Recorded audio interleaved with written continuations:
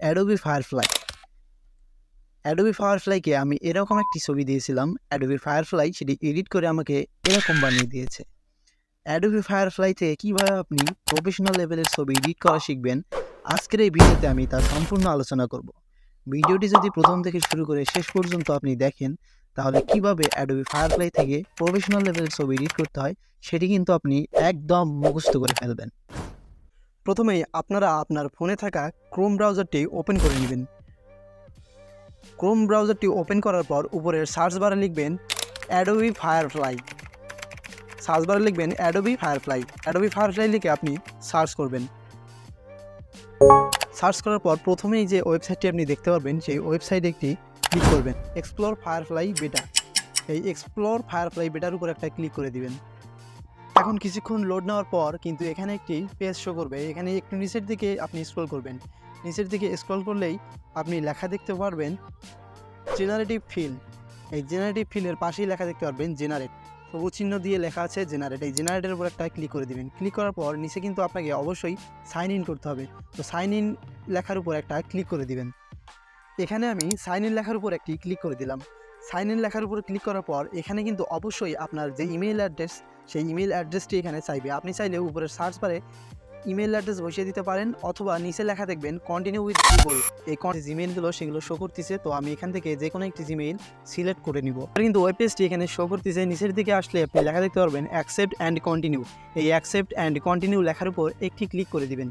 এবার এখানে লেখা আছে আপলোড ইমেজ। এই আপলোড ইমেজে ক্লিক করে আপনি আপনার যেই ছবিটি এডিট করতে চান সেই ছবিটি সিলেক্ট করে নেবেন। তো আমি আমার যেই ছবিটি এডিট করতে চাই সেই ছবিটি এখানে সিলেক্ট করে নিচ্ছি। ছবিটি সিলেক্ট করে নেওয়া হয়ে গেলে নিচে লেখা দেখতে পারবেন ব্যাকগ্রাউন্ড। এই ব্যাকগ্রাউন্ড লেখার উপর আপনি একটি ক্লিক করে দিবেন। তাহলে কিন্তু আপনি দেখতে পারবেন আপনার যে ছবিটি আপনি নিয়েছেন তার ব্যাকগ্রাউন্ড অটোমেটিক্যালি রিমুভ হয়ে গেছে। এবার নিচে লেখা দেখতে পারবেন ব্রাশ সেটিং। এই ব্রাশ সেটিংয়ের উপরে ক্লিক করে আপনি আপনার যে বডিটি আছে ওই বডিটি একদম রিমুভ করে ফেলবেন। এমনভাবে রিমুভ করবেন যেন আপনার বডিটি দেখা না যায়। ছবিটি এডিট করতে শুধু আপনার প্রয়োজন হবে মুখের। এই ফেসটি থাকলেই কিন্তু আপনি সম্পূর্ণ ছবিটি এডিট করে নিতে পারবেন। তো আমি এখানে আমার বডিটি রিমুভ করে দিচ্ছি। আমি এমনভাবে রিমুভ করছি যেন আমার শুধু ফেস ছাড়া অন্য কিছু না থাকে। এবার নিচের বক্সে লেখা আছে describe the image you want to create. এখানে আপনাকে আপনি যেরকম ছবিটি চান সেটাই লিখতে হবে। তো আমি এখানে লিখে দিচ্ছি যে অফিসিয়াল লুক দাও। আমি যা লিখেছি আপনাকে যে তাই লিখতে হবে এমন কোনো কথা না। আপনি আপনার মনের মতো কথা লিখতে পারেন। আপনি যেভাবে ছবি চান সেভাবেই আপনি এখানে লিখে দিবেন। তো লেখার পর এখানে জেনারেট যে অপশন আছে, জেনারেট লেখার উপর একটি ক্লিক করে দিবেন। জেনারেট লেখার উপর ক্লিক করার পর কিছুক্ষণ অপেক্ষা করবেন। এখানে কিন্তু অ্যাডোবি ফায়ারফ্লাই আপনার ছবিটিকে অটোমেটিক্যালি সাজিয়ে দিবে। আপনি যেভাবে চেয়েছেন সেভাবেই সাজিয়ে দিবে। অ্যাডোবি ফায়ারফ্লাই আমার চাহিদা অনুযায়ী এখানে বেশ কিছু ছবি সাজিয়ে দিয়েছে। এই সাজানো ছবিগুলো থেকে আমার যেটি পছন্দ আমি কিন্তু সেটি ডাউনলোড করে নিতে পারবো।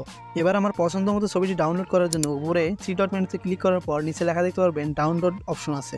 এই ডাউনলোডে ক্লিক করার পর একটি অপশন আসবে, এই ফাঁকা ঘরে একটি টিক চিহ্ন দিয়ে নেবেন। নিয়ে কন্টিনিউ লেখার উপর একটা ক্লিক করে দিবেন।